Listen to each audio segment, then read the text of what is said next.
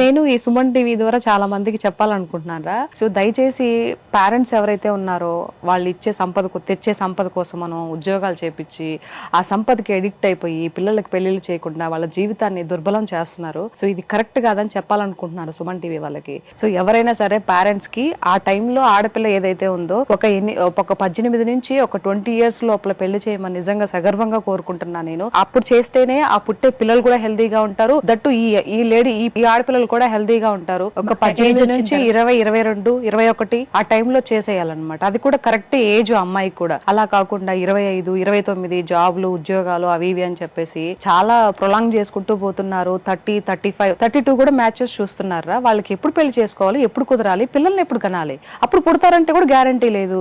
ఇప్పుడు అమ్మాయికి 32 ఉన్నింది అనుకో సపోజ్ కి అమ్మాయికి, సో అబ్బాయికి ఎంత ఉండాలి, 35, 36 అయినా ఉండాలి కదా. మరి ఎక్కడ పుడతారు పిల్లలు?